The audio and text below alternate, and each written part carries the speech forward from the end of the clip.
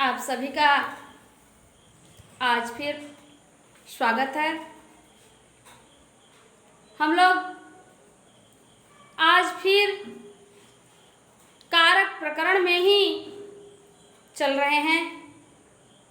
कारक प्रकरण के चतुर्थी विभक्ति यानी संप्रदान कारक के ही शेष सूत्र को लेकर के आए हैं। आइए समझते हैं यह सूत्र क्या है, क्या कह रहा है। सूत्र को देखते हैं हम लोग। धारे रुत्मरः,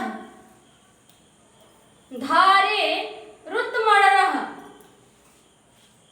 यानी धार धातु के अर्थ में क्या है?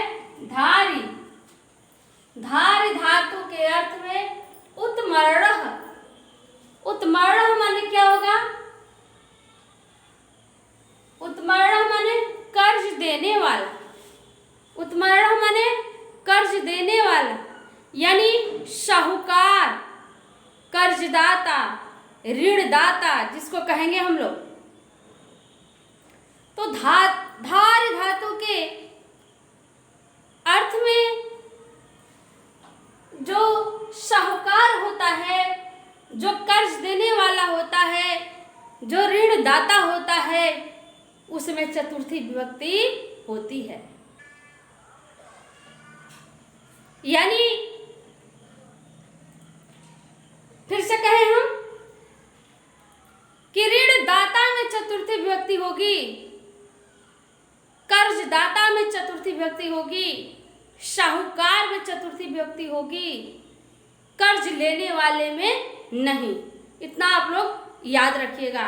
ये फर्क आना चाहिए कि चतुर्थी विभक्ति हम किस में लगाते हैं, कर्ज देने वाले में कि कर्ज लेने वाले में। यहाँ पर हमें कंफ्यूज हो जाता है, लेकिन नहीं, आप लोग बस याद रखिए कि जो कर्ज देने वाला है, जो साहूकार है, जो ऋणदाता है, उसी में चतुर्थी विभक्ति होगी। आइए उदाहरण देखते हैं। मोहन मुझसे 100 रुपये उधार लेता है। मोहन मुझसे 100 रुपये उधार लेता है।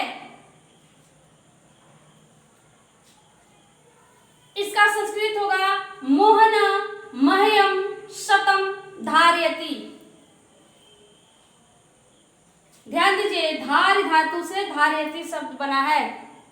धार धातु से धारयति बना है। अब देखिए, इस धारी धातु के अर्थ में यहाँ पर कर्ज देने वाला कौन है? कर्ज देने वाला कौन है?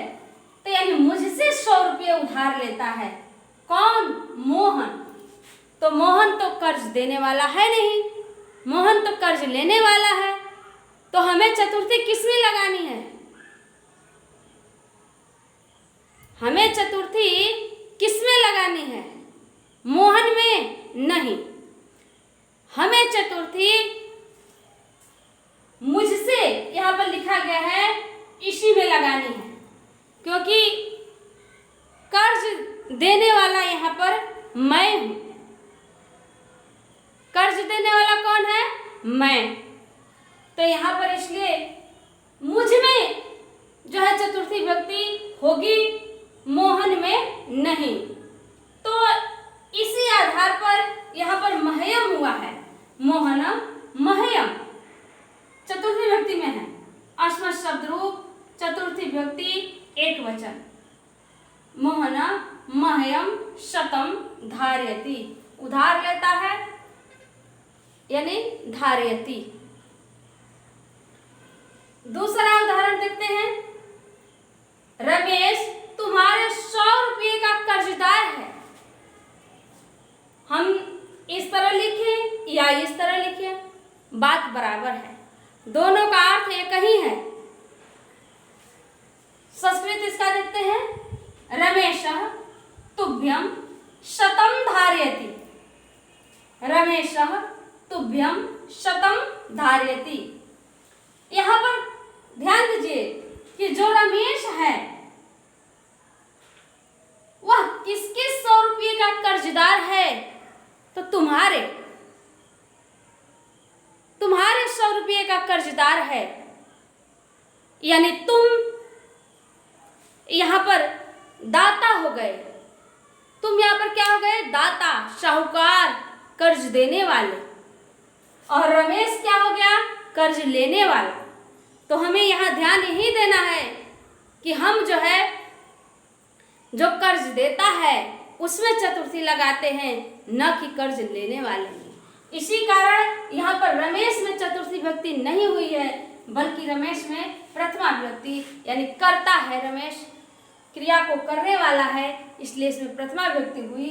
लेकिन यहाँ पर तुभ्यम चतुर्थी विभक्ति में, युष्म शब्द रूप चतुर्थी विभक्ति एक वचन, क्योंकि तुम्हारे 100 रुपये का कर्जदार है रमेश।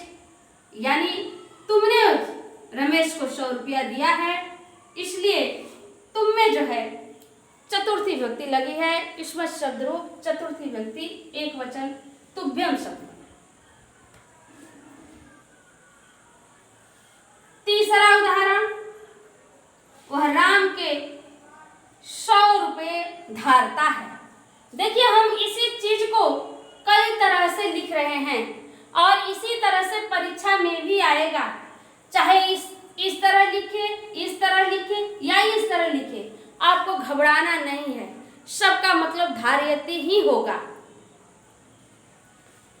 100 रुपये धारता है या 100 रुपये का कर्जदार है या 100 रुपये उधार लेता है, इन सब का मतलब एक ही होगा। अब देखिए, कह रहा है कि वह राम के 100 रुपये धारता है, यानी राम से 100 रुपये उधार लेता है। अब देखिए इसका संस्कृत, सह रामाय शतम धारयति। सह रामाय शतम धारयति। कौन ले रहा है? वह। 100 रुपये धारता कौन है, यानी उधार कौन लेता है? वह। तो वह तो कर्ता कारक हो गया, वह प्रथमा विभक्ति में यानी सह होगा। लेकिन किससे लेता है? राम से। किसके 100 रुपये धारता है? राम के। इसलिए राम में चतुर्थी विभक्ति हुई, तो क्या बन गया? रामाय शब्द बना। क्या बना? रामाय। ध्यान दीजिए, रामाय शब्द बना। सह रामाय शतम धारयति। अगला उदाहरण है, तुम उसके 100 रुपये के कर्जदार हो। तुम उसके 100 रुपये के कर्जदार हो। ध्यान दीजिए, यहां पर तुम यहां पर करता है, तुम यहां पर करता है, इसलिए प्रथमा विभक्ति में होगा तुम। क्या हो गया प्रथमा विभक्ति में? तुम। लेकिन यहां साहूकार कौन है? वह। ऋणदाता कौन है? वह। यानी उसके, यहां उसके 100 रुपये का कर्जदार, तो वह कोई व्यक्ति है, उसी का कर्जदार है यह। कौन? तुम उसी के कर्जदार हो, इसलिए उसके में चतुर्थी विभक्ति होगी तस्मै। चतुर्थी विभक्ति यानी तत् शब्द रूप चतुर्थी विभक्ति एक वचन, पुल्लिंग में है। तत् शब्द रूप पुल्लिंग, इसका तीनों लिंग अलग अलग चलता है तत् शब्द का।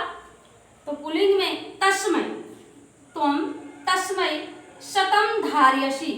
यहाँ क्रिया तुम के अनुसार होगी, इसलिए धार्यसि। इसलिए क्या हो गया? धार्यसि। तुम तस्मै शतम धार्यसि। तुम उसके 100 रुपये के कर्जदार हो, या तुम उससे 100 रुपये उधार लेते हो, या तुम उसके 100 रुपये धारते हो, इस तरह से।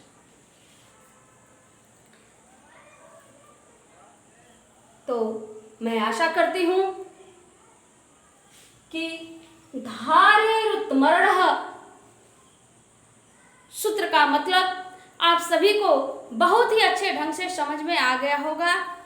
और आगे आप लोग इस तरह के और सारे अनुवाद बनाइए, बहुत सारे अनुवाद बनाइए।